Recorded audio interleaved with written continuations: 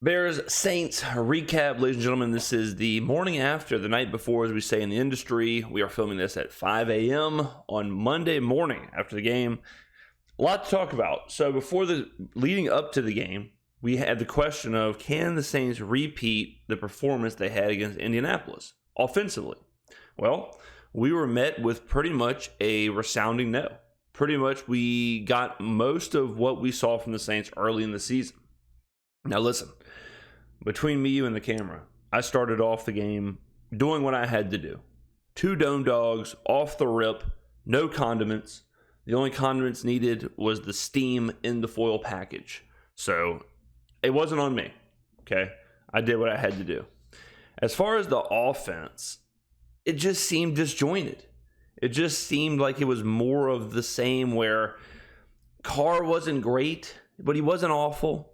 We were kind of doing things that made no sense, like Michael Thomas having 0 catches, 1 target, 0 catches. Rashid Shaheed being limited to 3 catches, 22 yards, his longest being 12 yards. Alvin Kamara back to the 4 receptions on 5 targets. Even the running was weird. Kamara only had 9 carries. In total for him, 13 touches. But the defense in the first half was the real story. They were getting absolutely destroyed. They made Tyson Bagent look like prime Michael Vick. I mean, it was the same thing for really 3 quarters. It was Bagent rolling out. It was Bagent throwing to the flats, and we could not cover it. If you look at this box score, I'll tell you this: you're gonna hear a lot of what we've said before, because if you look at this box score from an unbiased view, it is a terrible box score for the Saints. Total yards, 368, 301. Okay, they win that. If we go to, turnovers, so we win the turnover battle by 5. 5-0, plus 5 in the turnover battle. That never, ever happens in the NFL. And what really doesn't happen in the NFL is you win the turnover margin by 5, but then you don't cover the game. And the reason I bring up covering the game is because that's what's expected of a team. So if you want to see if a team overperformed or underperformed, you can look at the Vegas line that's set, because that's what they expect the team to do. So the Saints are like an 8.5, 9-point favorite. So we were expected to win by double digits. If you would have told me that the Saints had 5 turnovers, were plus 5 in the turnover margin, I would have said we won by 35 points. We won by 28 points. The fact that we only won by 7 with the turnover situation shows we greatly underperformed. And as I was walking out of the dome, we were talking to a bunch of people on the Rams, and they all said the same thing. We got away with one. We got away with a win. We got away with this one. We found a way to win. And let me ask you this, ladies and gentlemen.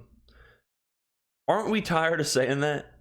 Aren't we tired of saying we got away with a win? We found a way to beat the Bears. We found a way to beat, like our schedule, again, is so easy if you look at it. We shouldn't be saying we found a way to beat Carolina. We found a way to beat the Colts with Gardner Minshew. We found a way to beat the Bears with Tyson Bagent, with plus 5 in the turnover margin. In the micro, in the short term, in the happened today kind of vibe, or yesterday kind of vibe, good win. Okay, we got to win. Sure. Got to win at home. Did what you had to do. But in the macro, if we're looking at the whole thing, if we're looking at the whole season, if we're looking at long term, if we're looking at where we want to be, this isn't good enough. It's not good enough to get plus 5 in the turnover margin at home, and you squeak out a win against Tyson Bagent in a game you're tied or losing basically the entire time. It can't happen. Again, kudos to the defense. They did what they did against Indianapolis. They did what they did against Houston. They did what they did against, against Green Bay. They didn't give up anything in the second half. They were horrible in the first half. And I cannot emphasize that enough, because In the first half, I wish I could do halves here. I don't think ESPN lets me. It's just full game. But if we did the half, I guarantee you in the first half, they probably have... They had to have at least 220, 230, maybe even 250 yards in the first half. So they were really limited in the... I mean, we give up 5.8 yards per play. This is crazy to look at. This is nuts. Yards per play, they beat us by a full yard. Total plays, they had more. Total yards, they had more. We were both 50% on third down. They had more first downs. They had more time of possession. I mean, if you look at look at the rushing. Like, we averaged 3.2 yards a carry. They averaged 4.9. They averaged 5 yards a carry. 5 yards a carry. And what won it for us, obviously, is those turnovers.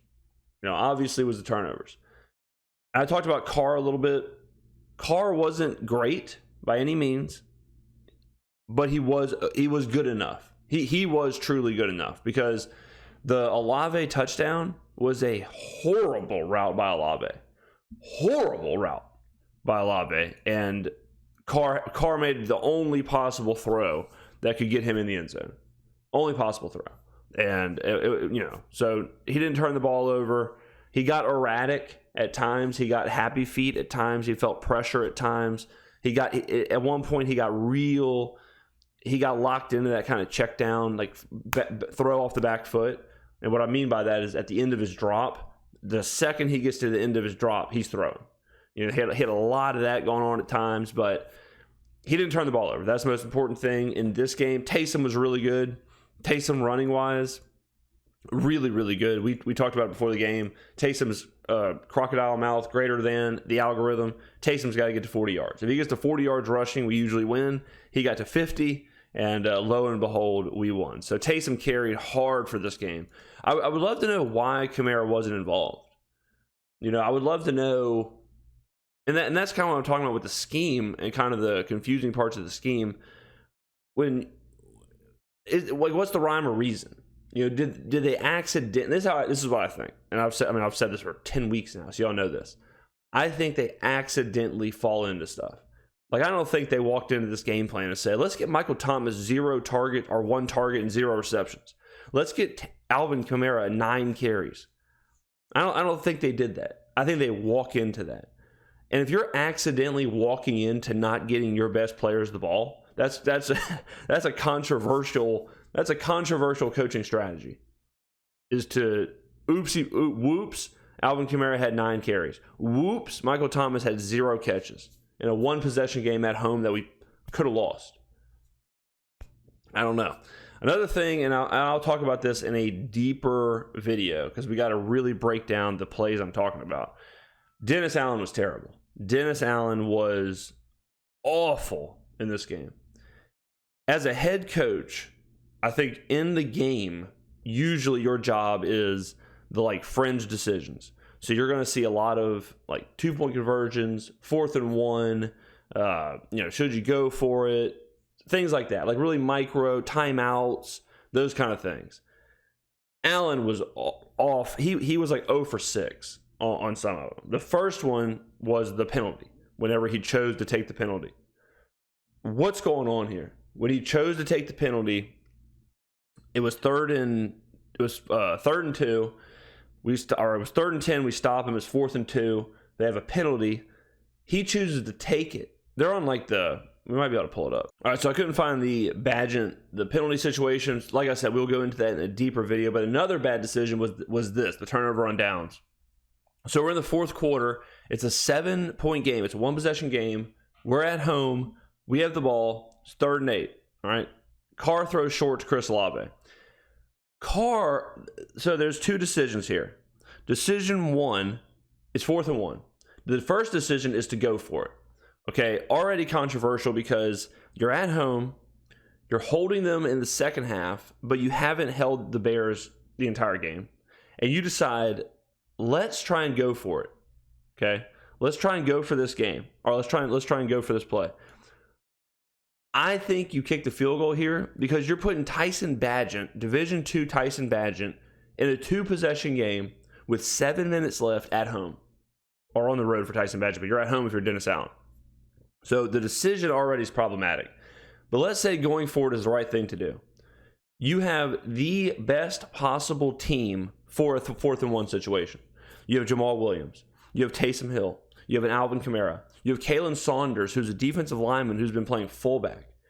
You have a package perfectly made for this situation. The package with Saunders as your fullback, right? Then you decide to go no huddle, hurry up, and have Derek Carr sneak it, which they don't get. And so we turn it over on downs. So then we give Chicago, and thank God for our defense, but we give Chicago a chance here to tie the game or go up. This whole situation here, this final 5 or 6 possessions, it's a 1 possession game, it's a 7-point game, but it should be a 2 possession game. So Allen made 2 mistakes on that one. There was a couple more mistakes at the end. Like I said, I'll try and find the actual footage of the plays to break it down. But Allen had like 5 hard coaching decisions to make and went 0 for on all of them. And that is why, ladies and gentlemen, he is 18-45 as a head coach. Defensively, great. Made the adjustment. Did what he had to do as a coordinator. Not sure what happened in the first half. Not sure why the game plan was so off in the first half. The second half wise, okay. Coordinator, good. We've always said that with him. But the head coaching part was really lacking. This game, if we're putting a bow on this, ladies and gentlemen, I would say I came out of it happy about the win for sure, especially because Atlanta lost. So Atlanta losing to Minnesota is huge. Because now we play Atlanta twice, so we have the ball is in our court, but we also play Minnesota. So it's one of those things where we get the advantage of playing a bad Minnesota team, which is awesome, and then we get Atlanta twice. So if we win 2 or those 3, or all 3 of them, we pretty much win the division. So now the ball is totally in our court. We can completely control our destiny as far as winning the division. What I'm not happy about is that we underperformed in this game. We underperformed against Tyson Badgett and the Chicago Bears. We won by 7 points and had 5 turnovers at home. We have not covered a spread at home. We are 0 for 4 against the spread in the Superdome. That's not good enough. That means we underperformed 4 straight times in the Superdome. It's not good enough. We got to be better. We have to be more consistent. We got to find some kind of consistency. Some kind of consistency this season because we're so up and down. I mean, every single week, if we go back to the schedule, it's just a nightmare. It's a roller coaster ride for the fans. I mean, you're talking about, all right, we go up 2-0, cool. Then we drop to the Tampa game at home, feeling like total trash. Like we're not happy here. We're on a 2-game losing streak. Tampa just absolutely exposed us. Then we go to New England and we 34-0. We roll New England. Cool. We're the best team ever again, right? Immediately, the Houston game, absolute backbreaking. Then the Jacksonville game, disgusting, despicable, vomit-inducing. Then the Indy game, boom, we're back up, baby. We're the greatest team to ever live. We're the number 1 team. We're going to win 11 games, 12 games, go to the Super Bowl. Then we have this game, right back down. Right back down. We got the win, sure, but we can't look that short-sighted, ladies and gentlemen. You can't look at this and say we're solely focused on the win. We got to play better. We're not going to get 5 turnovers every game. We're not going to be +5 in the turnover margin. I need answers for why Kamara had 9 carries. I need answers for why Michael Thomas had no catches. But we're on to Minnesota. We're on to Josh Dobbs in Minnesota. And then it's a bye. And then I'll tell you this. Happy Thanksgiving. And we're at Atlanta, November 26th. And that right there, that might be the division. Is if we take care of Minnesota, if we get a win at Atlanta, that's the season right there. Sunday, November 26th. Get your turkey ready. Off a bye week. Let's see what Atlanta's schedule is that week. If they're not off a bye, okay, they're off a bye week too. So both of us get bye weeks. Man, both of us get bye week. I mean, what a spot that is. Let me know in the comments below. Obviously, we will cover this game a ton this week. There's a lot to talk about. Let me know what you think. Were you confused with Kamara's lack of carries? Were you confused with Michael Thomas's absence? Do you remember the plays I was talking about with Dennis Allen? Some of the coaching decisions. How do you look at this? Maybe it's just me looking too deep into it, that I should just say, hey, we got to win. Great job. Happy days. Call the Fonz. But I don't know. I just think we should be better at this point. We're too deep into the season to have these kind of performances at home. When are we going to have a great performance at home? Let me know in the comments below what you think. Thank you for watching. I will see you in the next video.